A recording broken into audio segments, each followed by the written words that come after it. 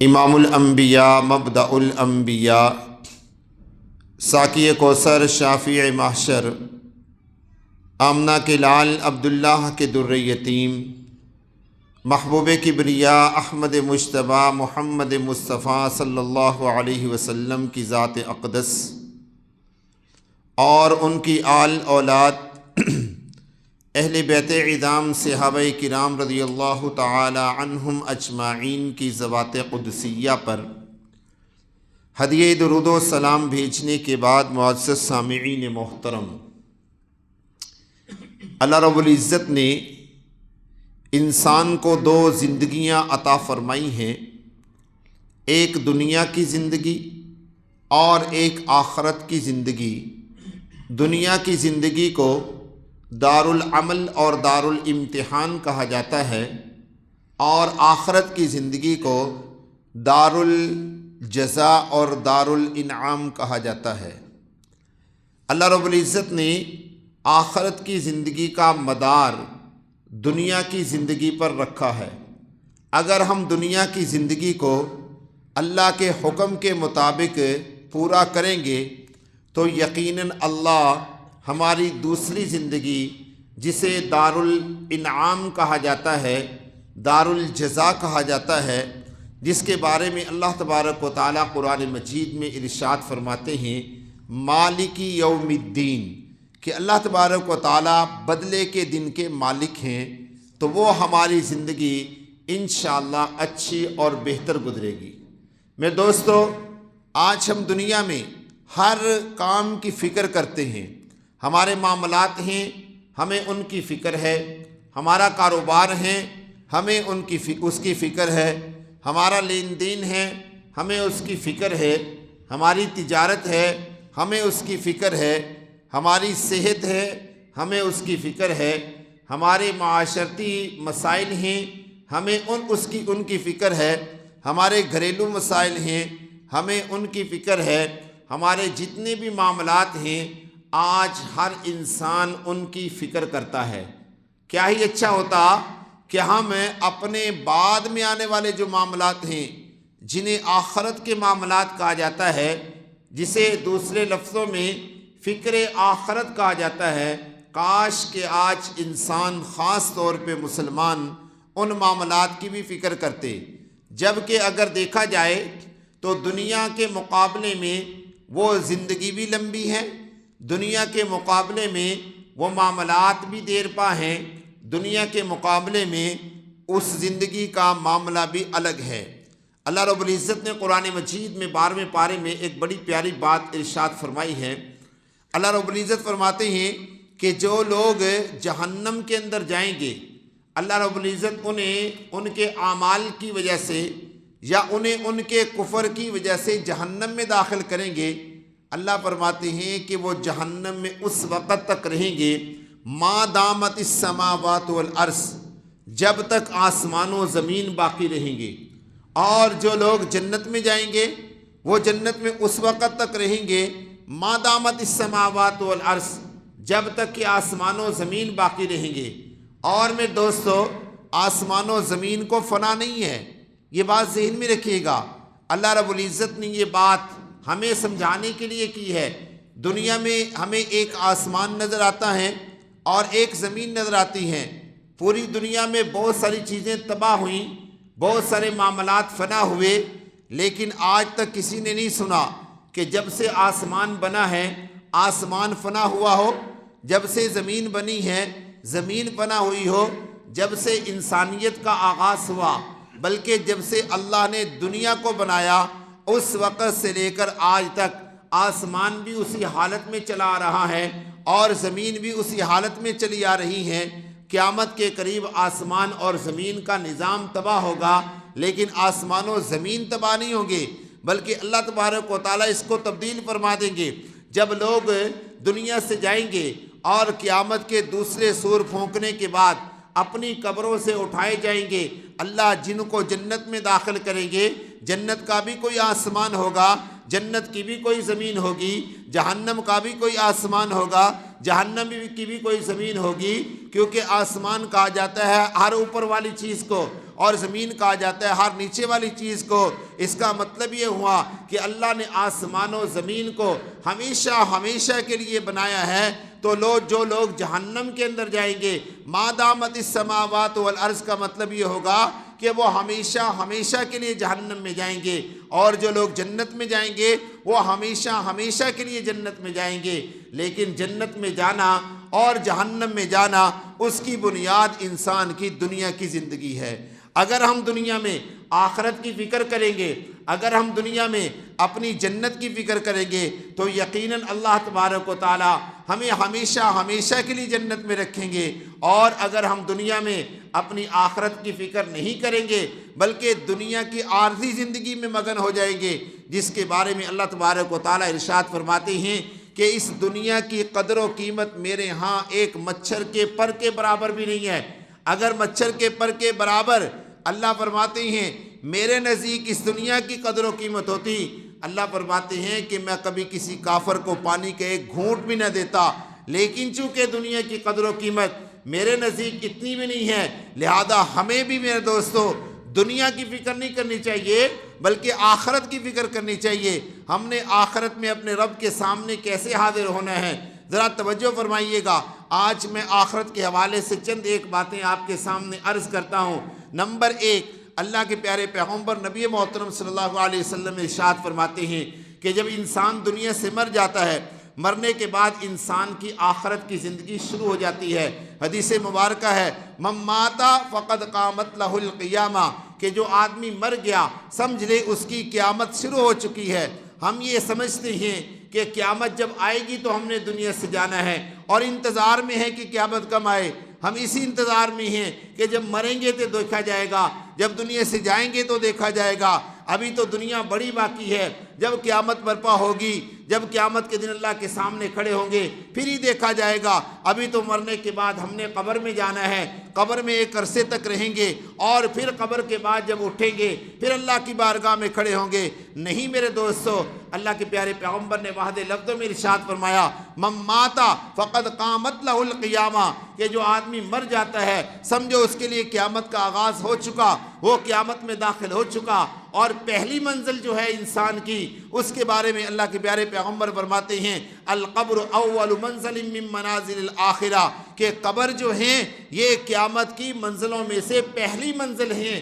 آقا دو عالم صلی اللہ علیہ وسلم نے واضح طور پہ ارشاد فرمایا کہ قبر کو تم محض گڑھا نہ سمجھو کہ قبر ایک گڑھے کا نام ہے، قبر ایک کھڈے کا نام ہے، بلکہ اللہ کے پیارے پیغمبر فرماتے ہیں القبر روضۃ من ریاض الجنہ او حفرۃ من حفر النار، کہ قبر یا تو جنت کے باغوں میں سے ایک باغ ہے یا جہنم کے گڑھوں میں سے ایک گڑھا ہے۔ آغاز میرے دوستو انسان کی زندگی کا، دوسری زندگی کا آغاز مرنے کے بعد شروع ہو جاتا ہے۔ ہماری آنکھ بند ہوئی، ہم اللہ کی بارگاہ میں کھڑے ہو گئے۔ حدیث مبارکہ میں آتا ہے اللہ کے پیارے پیغمبر نبی محترم محمد رسول اللہ صلی اللہ علیہ وسلم ارشاد فرماتے ہیں کہ جب انسان کو قبر میں رکھا جاتا ہے اور منکر نکیر اس کے پاس آتے ہیں، آنے کے بعد سب سے پہلے یہی سوال کیت کرتے ہیں مر ربو کا، تیرا رب کون ہے؟ ما دینو کا، تیرا دین کیا ہے؟ من نبیشو کا، تیرا نبی کون ہے؟ یہ تین سوال سب سے پہلے قبر میں انسان سے منکر نکیر آ کر کرتے ہیں کہ تیرا رب کون ہے؟ دنیا میں ہم نے تمہیں بھیجا اس مقصد کے لیے کہ تم دنیا میں جا کے اپنے رب کو پہچانو، اپنے رب کی اطاعت کرو، اپنے رب کی بندگی کرو، اپنے رب کے سامنے جھکو، اپنے رب کی عبادت کرو، اپنے رب کے حکموں کو مانو۔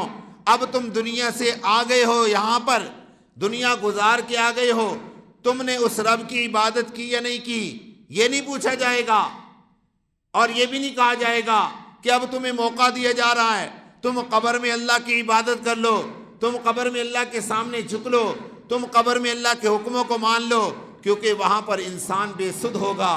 انسان کے جسم میں روح تو ہوگی لیکن انسان اٹھ نہیں سکے گا، انسان چل پھر نہیں سکے گا، انسان اللہ کے حکموں کو نہیں مان سکے گا، انسان اعمال صالحہ نہیں کرے گا بلکہ حسرت کرے گا۔ ما سوا حسرت کے اور انسان کے پاس کچھ نہیں ہوگا، اور حسرت ایک ہی ہوگی، کاش کہ میں دنیا میں چلا جاتا، میں اپنے رب کی عبادت کر لیتا، میں اپنے رب کو کی مان لیتا، میں اپنے رب کے حکموں کو پر عمل کر لیتا۔ میرے دوستو، یہ دنیا عارضی زندگی ہے، چند روزہ زندگی ہے، چند لمحوں کی زندگی ہے۔ ہم اس زندگی کے لیے اپنے آپ کو مٹانے کے لیے لگ گئے، اپنے آپ کو تڑپانے کے لیے لگ گئے، اپنے آپ کو ستانے کے لیے لگ گئے۔ ہم نے اپنے آپ کو یہاں سے بنا کر جانا ہے۔ ہم اس دارالامتحان میں آئے ہیں، اللہ نے ہمیں کچے لوہے اور کچے سونے کی طرح اس دنیا میں بھیج دیا ہے۔ اب ہم اس بھٹی کے اندر آئے ہیں، اللہ ہمیں تپا رہی ہیں اور ہمیں اللہ کندن بنا رہی ہیں۔ اب ہم نے کندن بن کے اپنے رب کے پاس جانا ہے، ایسا بن کے جانا ہے کہ کل قیامت میں جب اللہ کی بارگاہ میں پہنچے، اللہ ہم سے راضی ہو، اللہ کا نبی ہم سے راضی ہو، اور دور سے دیکھ کر یہ اعلان ہو کہ یہ میرے امتی ہیں، یہ میرے امتی ہیں، یہ میری امت ہے جو دنیا میں اپنے رب کو راضی کر کے گئے تھے۔ میرے دوستو، جب قبر میں انسان کو رکھا جائے گا، انسان سے سوال کیا جائے گا، اللہ کے پیارے پیغمبر فرماتے ہیں کہ جو صاحب ایمان ہوگا، جو ایمان لے کر گیا، جو اعمال لے کر گیا، وہ اللہ رب العزت فرشتے اس سے جب سوال کریں گے مر ربو کا، وہ کہے گا میرا رب اللہ ہے، ربی اللہ، میرا رب اللہ ہے۔ ما دینو کا، تیرا دین کیا ہے؟ مومن کہے گا دینی الاسلام، میرا دین اسلام ہے۔ پھر تیسرا سوال ہوگا من نبیو کا، تیرا نبی کون ہے؟ مومن کہے گا میرا نبی محمد ہے۔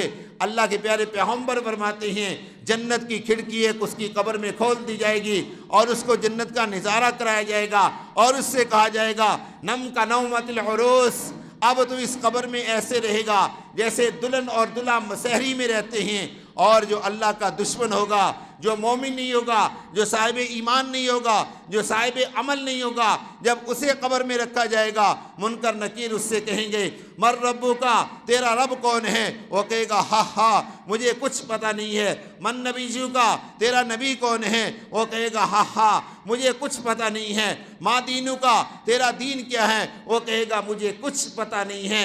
اللہ کے پیارے پیغمبر فرماتے ہیں اب اس سے کہا کہ اس کے لیے اس کی قبر میں جہنم کی کھڑکی کو کھول دیا جائے گا اور صبح و شام جہنم کی بدبوئیں اس کو سکھائی جائیں گی اور اس سے کہا جائے گا یہ تیرا ٹھکانہ ہے، اور اس پر ایک اژدہا مسلط کر دیا جائے گا جو سارا دن اس کو ڈستا رہے گا۔ اللہ کے پیارے پیغمبر فرماتے ہیں وہ اژدہا اگر زمین پر ایک دفعہ پنکار مار دے، پوری زمین پر قیامت تک گھاس نہ اگے جو اس آدمی کو اس کی قبر میں ڈسے گا۔ اللہ کے پیارے پیغمبر فرماتے ہیں ایک دفعہ ڈسے گا وہ آدمی 70 گز زمین کے اندر دھنس جائے گا، اور قبر کو اس طریقے سے ملا دیا جاتا ہے جو ایک دوسرے کے اندر پسلیاں مردے کی پھنس جاتی ہیں۔ اللہ اس طریقے سے اس بندے کو عذاب کے اندر مبتلا کریں گے۔ اللہ نے قرآن میں واضح طور پہ ارشاد فرمایا، ذرا توجہ کرنا، النار یعرضون علیہا غدوا وعشیا، النار یعرضون علیہا غدوا وعشیا، آگ جو ہے صبح و شام ان پر پیش کی جاتی ہیں، اور جب ان کو قبروں سے نکالا جائے گا پھر انہیں بڑی جہنم کے اندر ڈال دیا جائے گا۔ یعنی انہی قبروں کے اندر میں دوستو آپ نے بے شمار واقعات سنے بھی ہوں گے، آپ کو پتہ بھی چلا ہوگا کہ فلاں آدمی کی قبر میں آگ لگی، اس آدمی کی قبر کو کھودا گیا، اس کے اندر سے سانپ اور بچھو نکلے۔ یہ اللہ کا عذاب ہے جو اللہ دنیا میں انسان کو دکھلاتا ہے۔ میرے دوستو ہم نے بڑی کڑی منزل سے گزر کے جانا ہے، ہم نے بڑے مشکل راستے سے گزر کے جانا ہے۔ اللہ کو پا لینا آسان نہیں ہے، اللہ کی عبادت کر کے اللہ کو راضی کرنا کتنی بڑی بات۔ اللہ کے پیارے پیغمبر سے پوچھا گیا یا رسول اللہ صلی اللہ علیہ وسلم مل احسان، احسان کیا ہے؟ مل احسان، احسان کیا ہے؟ اللہ کے پیارے پیغمبر نے فرمایا ان تعبد اللہ کأنک تراہ فإن لم تکن تراہ فإنہ یراک، کہ اللہ کی عبادت ایسے کرو، اللہ کی عبادت ایسے کرو جیسے تم اللہ کو دیکھ رہے ہو۔ اللہ تمہارے سامنے ہیں، تم اپنی نظر سے اللہ کو دیکھ رہے ہو۔ اگر تم یہ نہیں کر سکتے تو کم از کم ایسے عبادت کرو کہ اللہ مجھے دیکھ رہے ہیں۔ یہ جو احسان کا لفظ ہے نا، لفظ احسان بولا جاتا ہے، فلاں آدمی نے میرے اوپر احسان کر دیا، فلاں آدمی کا احسان ہے۔ اگر اس کی حقیقت کو دیکھا جائے تو اللہ کے پیارے پیغمبر نے احسان کا مطلب کیا بیان کیا؟ احسان کا مطلب یہ بیان کیا کہ انسان اللہ کی عبادت ایسے کرے، اللہ کی عبادت ایسے کرے کہ اللہ کو وہ دیکھ رہا ہے، اللہ کی عبادت ایسے کرے کہ وہ اللہ کو دیکھ رہا ہے۔ ہم نے اللہ کی عبادت ایسے کرنی ہے کہ ہم اللہ کو دیکھ رہی ہیں۔ اس کا مطلب یہ ہوا کہ جو آدمی دنیا میں کسی پر احسان کرتا ہے، کسی کی خدمت کرتا ہے، کسی کا بھلا کرتا ہے، گویا کہ وہ اللہ کی ذات کو دیکھ رہا ہے۔ اللہ نے اس کو عطا کیا، اس نے کسی کی خدمت کی، گویا کہ اس نے اپنے رب کو پا لیا، اپنے رب کو حاصل کر لیا۔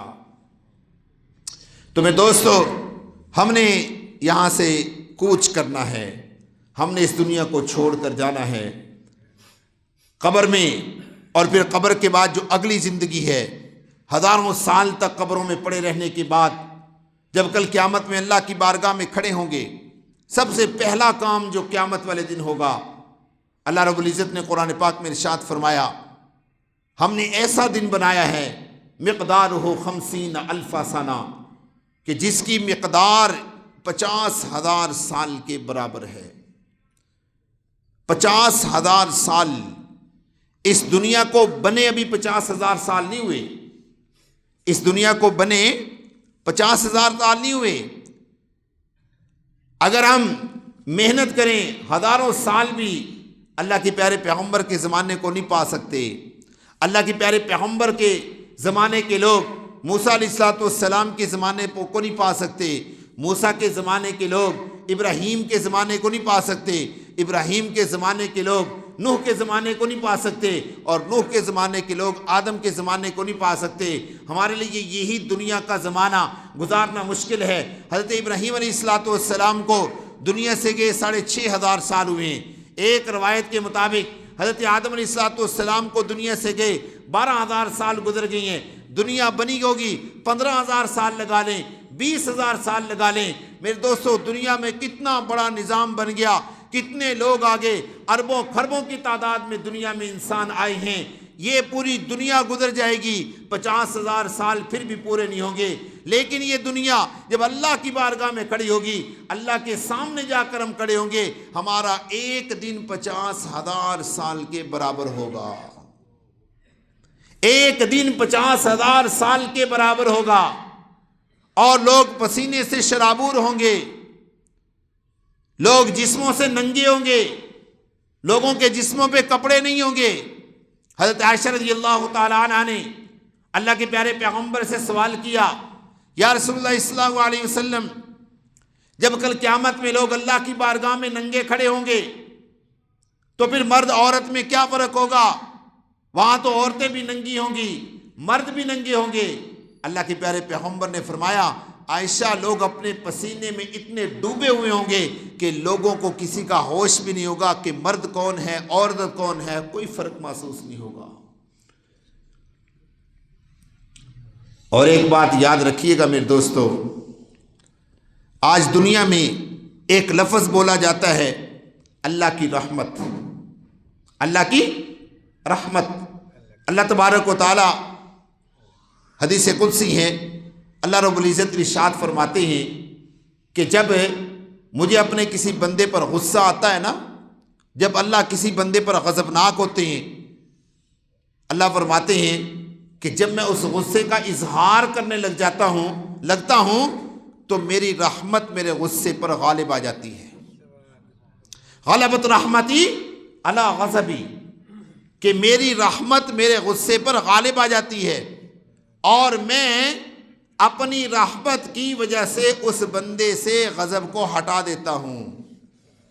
اور یہ جملہ اللہ کے عرش پر بھی لکھا ہوا ہے۔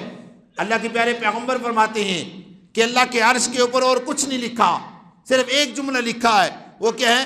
وسعت رحمتی علی غضبی، کہ میری رحمت میرے غضب کے اوپر وسیع ہے، میری رحمت میرے غضب کے اوپر وسیع ہے۔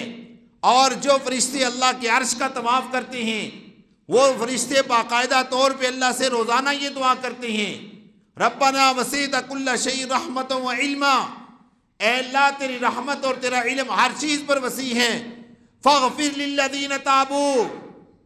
میرے دوستو، حقیقت بتا دوں آپ کو، ہم لوگ اس چیز سے محروم ہیں، ہم سب مسلمان، کاش کہ میں بھی یہ بات سمجھتا، کاش کہ آپ بھی یہ بات سمجھتے، کاش کہ پوری دنیا کے مسلمان اس بات کو سمجھتے، لیکن ہم نہیں سمجھ رہے۔ جو سمجھنے والے ہیں وہ سمجھتے ہیں، ہم نہیں سمجھ رہے۔ ذرا غور کیجیے گا، ایک نقطے کی بات سمجھانے لگا ہوں، اگر سمجھ میں آ گئی تو انشاءاللہ فائدہ ہوگا۔ اللہ کے عرش کا طواف جو ہے 24 گھنٹے ہوتا رہتا ہے۔ اللہ کے عرش کا طواف 24 گھنٹے ہوتا رہتا ہے، اور دنیا میں جو بیت اللہ شریف ہے اس کا طواف اس طریقے سے ہوتا ہے، بیت معمور کا طواف اس طریقے سے ہوتا ہے۔ تیسری جگہ اللہ کا عرش، اللہ کے عرش کا طواف اس طریقے سے نہیں ہوتا، بلکہ فرشتے اللہ کا طواف اس طریقے سے بھی کرتے ہیں اور اس طریقے سے بھی کرتے ہیں۔ اور جب سے بیت معمور بنا ہے روزانہ 70,000 فرشتے بیت معمور کا طواف کرتے ہیں۔ اللہ کے پیارے پیغمبر فرماتے ہیں کہ جن فرشتوں نے ایک دفعہ بیت معمور کا طواف کر لیا، دوبارہ زندگی میں ان کی باری نہیں آئے گی، بلکہ وہ بیت معمور کا طواف کر کے اللہ کے عرش پر چلے جاتے ہیں اور وہ اللہ کے عرش کا طواف کرتے ہیں۔ اب جب سے بیت معمور بنا اس وقت سے لے کر آج تک کتنے فرشتوں نے اللہ کے عرش کا طواف کیا؟ روزانہ 70,000 فرشتے اللہ کے گھر بیت معمور کا طواف کرتے ہیں۔ وہ 70,000 فرشتے طواف کر کے اللہ کے عرش پہ چلے جاتے ہیں۔ اب تک کتنے تعداد ہوگی اربوں خربوں کی تعداد میں فرشتے اللہ کے عرش کا طواف کرتے ہیں۔ اور جب وہ اللہ کے عرش کا طواف کرتے ہیں، آدھے فرشتے اس طریقے سے طواف کرتے ہیں، آدھے فرشتے اس طریقے سے طواف کرتے ہیں۔ جب یہ والے فرشتے اس طریقے سے آمنے سامنے آتے ہیں، ادھر والے فرشتے اللہ اکبر کہتے ہیں، ادھر والے فرشتے سبحان اللہ کہتے ہیں، اور یہاں پر تھوڑی دیر رکنے کے بعد اللہ کے عرش کے نیچے کھڑے ہو کے، اللہ کے عرش کے سامنے کھڑے ہو کے اللہ تبارک و تعالیٰ سے دعا کرتے ہیں۔ کیا دعا کرتے ہیں؟ کہ یا اللہ سونے، تیرے نبی آخری نبی کے جو امتی ہیں، ان میں جو مومنین ہیں، اللہ ان کی مغفرت فرما دے، اللہ ان کی مغفرت فرما دے۔ فاغفر للذین تابوا، اے اللہ ہم ان سے مغفرت کی دعا کرتے ہیں۔ میرے دوستو 24 گھنٹے یہ طواف ہوتا رہتا ہے، 24 گھنٹے فرشتے اللہ سے پیارے پیغمبر کے امتیوں کے لیے مغفرت کی دعا کرتے رہتے ہیں۔ نقطہ سمجھیے گا، فرشتے ہمارے لیے اللہ سے مغفرت کی دعا کرتے ہیں۔ ہم کتنے بد نصیب اور کتنے محروم ہیں، ہم سارا دن اس بات کی طرف توجہ ہی نہیں کرتے کہ کوئی تو ہے دنیا میں کائنات میں جو میرے لیے مغفرت کی دعا کر رہا ہے۔ کاش کہ میں فرشتوں کی دعاؤں پر آمین کہہ دوں اور اللہ کے ہاں اپنا نام رجسٹر کروا لوں کہ ان فرشتوں نے اس آدمی کے لیے مغفرت کی دعا کی ہے اور اس نے آمین کہا، میں نے فرشتوں کے دعا کرنے پر اور اس امتی کے آمین کرنے پر اس کی مغفرت کر دی ہے۔ ایمانداری کی بات کریں، 24 گھنٹے میں کبھی خیال آیا؟ 24 گھنٹے میں کبھی خیال آیا کہ یار فرشتے تو ہمارے لیے اللہ سے مغفرت کی دعا کر رہی ہیں اور ہم ہیں کہ اپنی دنیا میں مگن ہیں؟ دعائیں کرنا تو دور کی بات، آمین کہنا تو دور کی بات۔ میرے دوستو، آج ہمیں اس قادر مطلق، اس خالق کائنات جس نے ہمیں سب کچھ عطا کیا، ہمارے پاس تو اتنی بھی فرصت نہیں ہے کہ ہم دن میں وقت نکال کے اس رب کے سامنے جھک کے اس کا شکریہ ہی ادا کر دیں کہ یا اللہ تو نے مجھے صحت عطا کی، میں نماز پڑھنے آیا، تیرا شکر ادا کرنے آیا۔ یا اللہ تو نے مجھے نعمتیں عطا کی، میں نماز پڑھنے آیا، تیرا شکر ادا کر دیا۔ یا اللہ تو نے مجھے فلاں چیز عطا کی، میں نماز پڑھنے آیا، تیرا شکر ادا کر دیا۔ ہمارے پاس تو اتنی بھی فرصت نہیں ہے کہ ہم اللہ کے گھر میں آ کے اللہ کے سامنے جھک کر اللہ کا شکر ادا کر دیں۔ یا اللہ تو نے زندگی دی، یا اللہ تو نے گھر دیا، یا اللہ تو نے صحت دی، یا اللہ تو نے مال دیا، یا اللہ تو نے کاروبار دیا، یا اللہ تو نے تجارت دی، یا اللہ تو نے یہ نعمت عطا کی۔ کاش کہ ہم اللہ کے گھر میں آ کر اللہ کا شکر ہی ادا کر لیتے۔ اگرچہ شریعت نے اس نماز کو ہمارے اوپر فرض کیے ہیں، نہیں پڑھیں گے تو گناہگار ہوں گے، لیکن اللہ نے نماز پڑھنے پر اتنا بڑا انعام رکھا کہ جو آدمی ایک نماز پڑھنے آ گیا میں نے اس کے پچھلے سارے گناہ معاف کر دیے، دوسری نماز پڑھنے آیا میں نے سارے گناہ معاف کر دیے، تیسری نماز پڑھنے آیا میں نے سارے گناہ معاف کر دیے، چوتھی نماز پڑھنے آیا سارے گناہ معاف کر دیے، حتیٰ کہ میرے دوستو، اے ایمان والوں مسلمانوں توجہ کرنا، میرے محبوب نبی پیارے پیغمبر نے فرمایا کہ جس نے نماز پڑھنے کے لیے وضو کر لیا، اللہ نے وضو کرنے کے بعد اس کی زندگی کے سارے پچھلے گناہوں کو معاف فرما دیا۔ یار اتنا بڑا انعام، اتنی بڑی نعمتیں، اتنے انعامات، اتنا اللہ کا فضل اور کرم، اور میں مسلمان ہوں کہ محروم۔ میں نہیں سمجھ سکا، اپنے پیارے نبی کی پیاری باتوں کو نہیں سمجھ سکا۔ آج دنیا میں ہر طرح سے رب کائنات نے موقع عطا کیا، لیکن جب کل قیامت میں اللہ کی بارگاہ میں کھڑے ہوں گے پھر کوئی موقع ہاتھ نہیں آئے گا، پھر کوئی سوال اور جواب نہیں ہوگا، پھر کوئی تکرار نہیں ہوگا، پھر کوئی بحث نہیں ہوگی، وہاں پر کوئی کسی کی نہیں مانے گا۔ میں نے پہلے عرض کیا کہ اللہ کی رحمت دنیا میں اللہ کے غضب پر غالب آتی ہے، لیکن کل قیامت میں اللہ کا غضب اللہ کی رحمت پہ غالب ہوگا۔ اللہ ناراض ہوں گے، اتنے ناراض ہوں گے کہ بڑے بڑے انبیاء بھی، بڑے بڑے نبی بھی اللہ کے سامنے بولنے سے قاصر ہوں گے، اللہ کے سامنے عاجز ہوں گے، اللہ سے بات نہیں کر سکیں گے۔ جب لوگ ان کے پاس سفارش کرنے کے لیے جائیں گے تو وہ لوگوں سے کہیں گے کہ آج ہم اللہ کے غضب کو فیس نہیں کر سکتے، اللہ کے غصے کو برداشت نہیں کر سکتے، ہمارے اندر اتنی حیثیت اور اوقات نہیں ہے کہ ہم اللہ کا مقابلہ کریں، اس لیے تم کسی اور نبی کو ڈھونڈو۔ آدم علیہ السلام سے لے کر نوح علیہ السلام تک، نوح علیہ السلام سے لے کر ابراہیم تک، ابراہیم سے لے کر عیسیٰ اور موسیٰ تک، سارے نبی جو ہوں گے وہ معذرت کر لیں گے، لیکن پھر بھی اگر کوئی کام آئے گا قیامت والے دن تو وہ میرے اور آپ کے آقا پیارے پیغمبر محمد الرسول اللہ صلی اللہ علیہ وسلم ہوں گے۔ یار ویسے سوچنے کی بات ہے، اللہ نے ہمیں کتنا بڑا اعزاز عطا کیا اور پیچھے ہم کتنے رہ گئے؟ پیچھے رہ گئے نا؟ کتنا بڑا اعزاز عطا کیا اللہ نے، اور پیچھے ہم کتنے رہ گئے؟ ہم تو نمازیں بھی پڑھتے ہیں، ہم تو روزے بھی رکھتے ہیں، زکاتیں بھی دیتے ہیں، حج بھی کرتے ہیں، قرآن بھی پڑھتے ہیں، تلاوت بھی کرتے ہیں، ذکر اذکار بھی کرتے ہیں، تہجد بھی پڑھتے ہیں۔ ہاں کیا ہو گیا جو کاروبار میں تھوڑا سا دھوکہ دے لیتے ہیں؟ نماز تو پڑھتے ہیں نا۔ کیا ہو گیا جو بے ایمانی کر لیتے ہیں؟ نماز تو پڑھتے ہیں نا۔ کیا ہو گیا جو رشوت کھا لیتے ہیں؟ زکوٰۃ بھی تو دیتے ہیں نا۔ کیا ہو گیا جو سودی کاروبار کرتے ہیں؟ اتنے غریبوں کو گھر بھی تو بنا کے دیتے ہیں۔ میرے دوستو اسی یقین کی وجہ سے آج ہم پیچھے رہ گئے ہیں، اسی یقین کی وجہ سے آج ہم پیچھے رہ گئے ہیں۔ اگر کسی کو دعوت دیں نا ایمان لانے کی، کلمہ پڑھنے کی، اگر کسی کو دعوت دیں تو ہمیں کیا کہتے ہیں؟ کوئی نمونہ تو پیش کرو، کوئی سیمپل تو پیش کرو، کوئی مسلمان تو پیش کرو، کوئی دکھلاؤ تو صحیح مسلمان جس کو دیکھ کر ہم کلمہ پڑھ لیں۔ ورنہ عالم کیا تھا، حالت کیا تھی؟ امام محمد رحمہ اللہ تعالیٰ کا واقعہ ایک مرتبہ نہیں کئی مرتبہ سنا چکا ہوں۔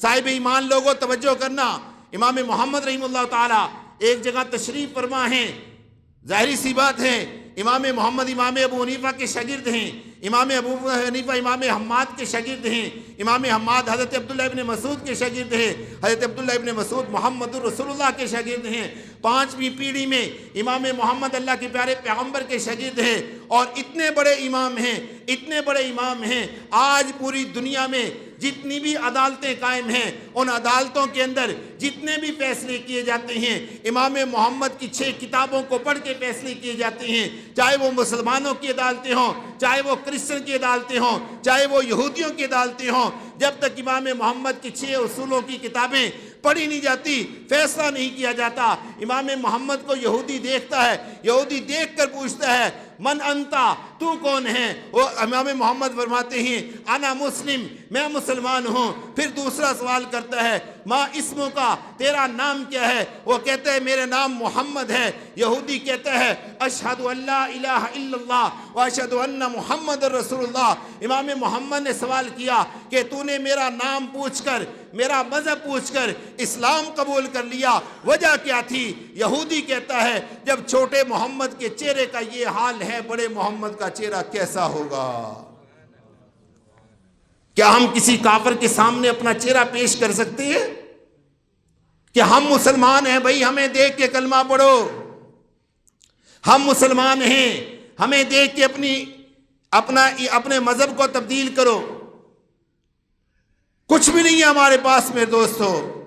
لیکن پھر بھی کل قیامت میں جب اللہ کی بارگاہ میں کھڑے ہوں گے، اللہ کی قسم اٹھا کے کہتا ہوں، بالکل گارنٹی کے ساتھ کہہ رہا ہوں، منبر رسول پہ بیٹھ کر یہ بات کہہ رہا ہوں، قیامت والے دن پکڑ لیجئے گا، ذمہ داری کے ساتھ کہہ رہا ہوں، کل قیامت میں بھی جب اللہ کی بارگاہ میں کھڑے ہوں گے، جب کسی کی عزت افزائی کی بات ہوگی، جب کسی کی حوصلہ افزائی کی بات ہوگی، جب کسی کی رفعت اور بلندی کی بات ہوگی، تو وہ ایک ہی امت ہوگی، اور وہ ہوگی محمد رسول اللہ کی آخری امت، جو آپ لوگ ہیں۔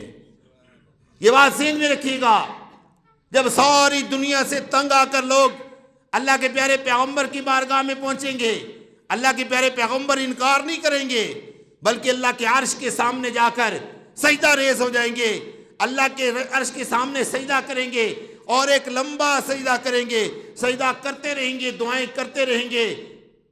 اللہ کے عرش سے آواز آئے گی، ذرا توجہ کرنا، اللہ کے عرش سے آواز آئے گی یا محمد، کیا؟ یا محمد ارفع راسا کا سل توتا۔ اللہ کے پیارے پیغمبر سے فرمایا جائے گا، اللہ خود ارشاد فرمائیں گے اے محمد ارفع راسا کا، اپنے سر کو اٹھائیے، مانگیے، آج آپ جو مانگیں گے میں آپ کو عطا کروں گا۔ صحیح مسلم کے اندر یہ روایت موجود ہے۔ حدیث پاک میں اگلا جو لفظ ہے، اللہ کے پیارے پیغمبر فرماتے ہیں میں اللہ سے ایک ہی دعا کروں گا، یا اللہ میری امت کی بخشش فرما دے۔ میرے دوستو، حضور نے ہمارے لیے دنیا میں رہتے ہوئے بھی کیا کچھ نہیں کیا، حضور ہمارے لیے قیامت کے دن بھی کیا کچھ نہیں کریں گے۔ لیکن ایک بات یاد رکھیے گا، ماں باپ اپنی اولاد کے لیے سب کچھ کرتے ہیں، محنت کرتے ہیں، پڑھاتے لکھاتے ہیں، تربیت کرتے ہیں، ڈانٹتے ڈپٹتے ہیں، ہر کام کرتے ہیں نا، لیکن اگر اولاد ہی راندہ درگاہ ہو جائے تو اس میں ماں باپ کا قصور ہے؟ بولے بولے بولے، اگر اولاد ہی بگڑ جائے، اگر اولاد ہی راستے سے ہٹ جائے تو ماں باپ کا قصور ہے؟ اللہ کے پیارے پیغمبر نے ہمارے لیے دنیا میں بھی محنت کی، تکلیفیں برداشت کی، ہر طرح سے تکلیفیں برداشت کی، ہر طرح سے مارے کھائی ہیں، آخرت میں بھی اللہ کے پیارے پیغمبر ہمارے لیے اللہ کے عرش کے سامنے جھک جائیں گے۔ اگر ہم ہی راندہ درگاہ ہو جائے تو اس میں محمد کا قصور ہوگا؟ بولے بولے بولے۔ تو اب ہم نے اپنی آخرت خود بنانی ہے، ہم نے اپنی دنیا کو سجا کے اپنی آخرت کو بنانا ہے۔ اللہ مجھے اور آپ کو عمل کی توفیق عطا فرمائے۔